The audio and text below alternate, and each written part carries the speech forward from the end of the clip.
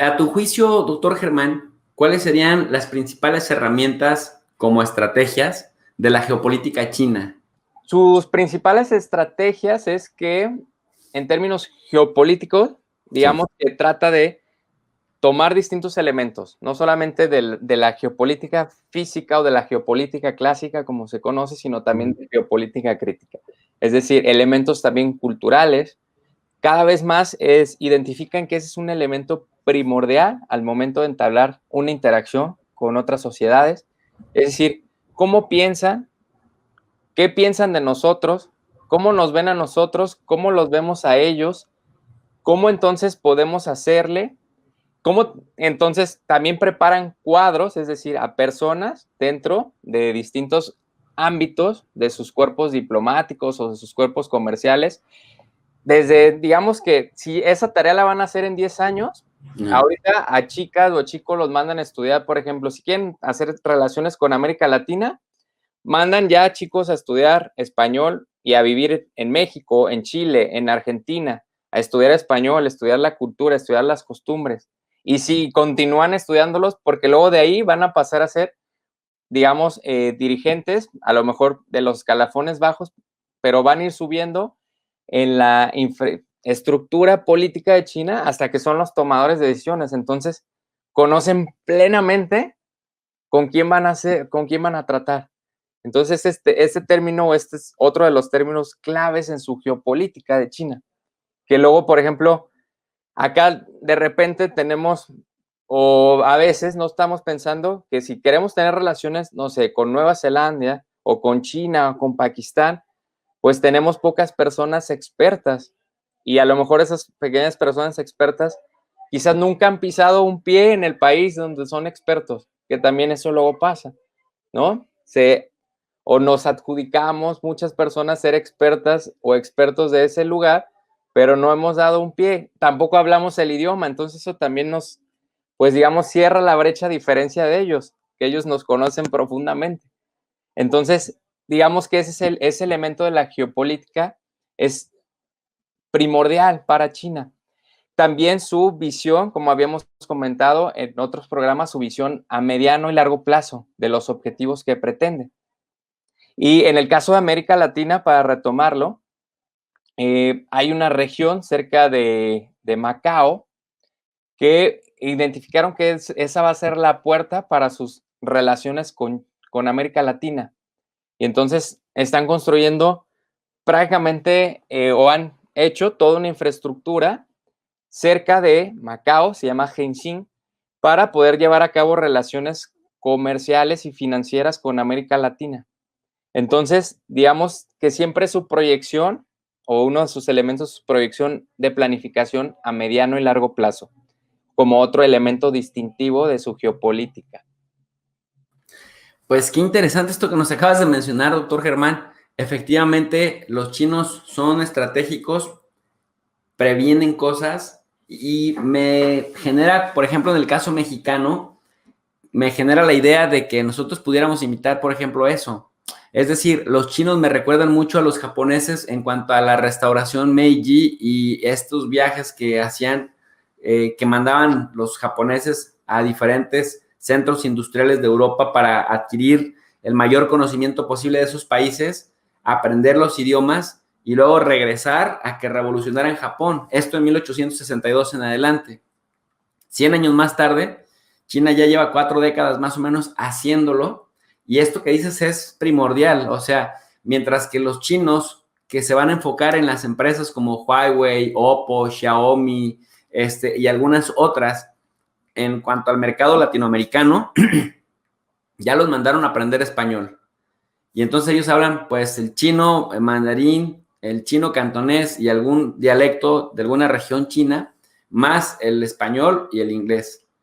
Pero nosotros, si vamos a China, sufrimos mucho porque, uno, pues se nos complica mucho aprender el chino.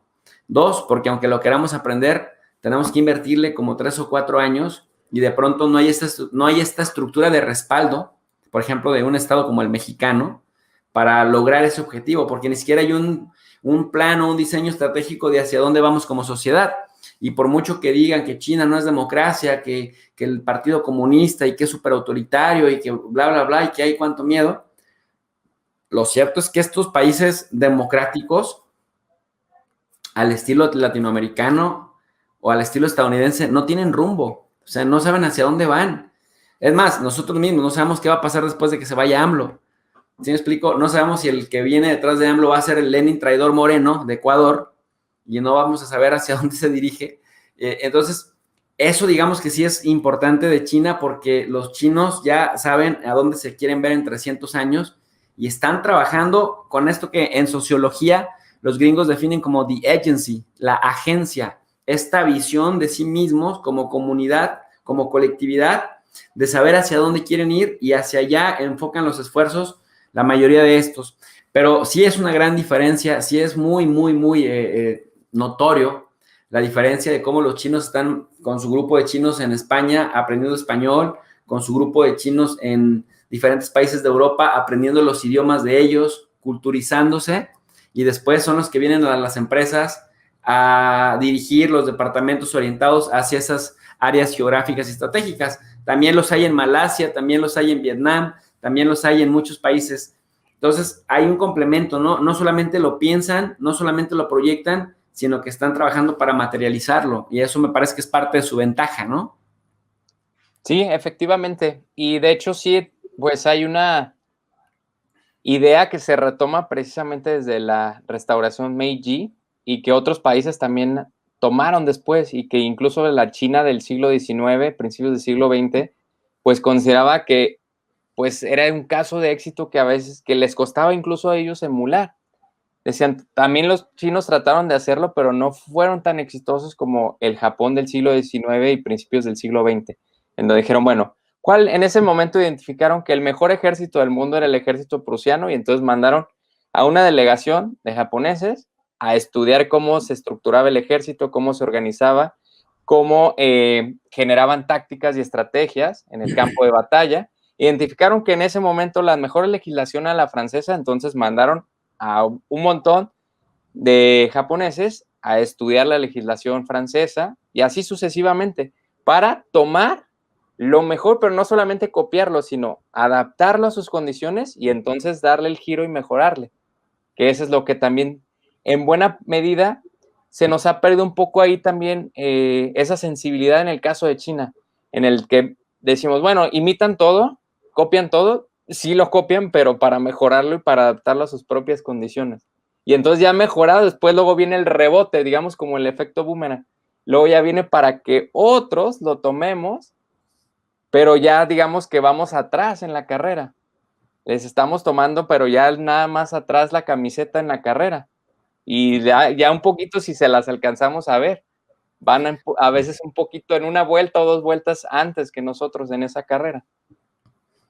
Sí, fíjate que esto lo ilustra muy bien lo que decíamos en sesiones pasadas, cuando hablábamos de la diferencia entre WhatsApp y WeChat, que luego pensábamos que WeChat, por tener color verde con un telefonito blanco, era la copia barata de WhatsApp, y cuando tú comparas face to face, cara a cara, los servicios que te proporciona WeChat versus los servicios que te proporciona WhatsApp, te das cuenta que WhatsApp está en pañales, ¿no?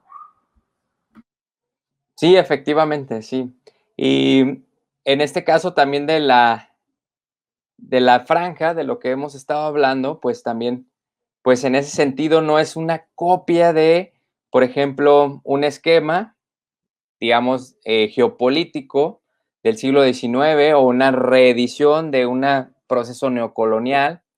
E incluso, por ejemplo, hay algunos textos, sobre todo pienso uno que se llama los nuevos caminos del emperador, por un investigador, se apellida Hillman, que mencionaba precisamente esto, en este caso que decía, bueno, nosotros, e incluso de un centro de investigación que se considera de centro derecha en Estados Unidos, pues era importante o es importante su libro porque menciona precisamente eso, así como de, hey, nos estamos perdiendo pues de las bondades y estamos perdiendo realmente el foco de lo que es esta iniciativa o de lo que es estos proyectos.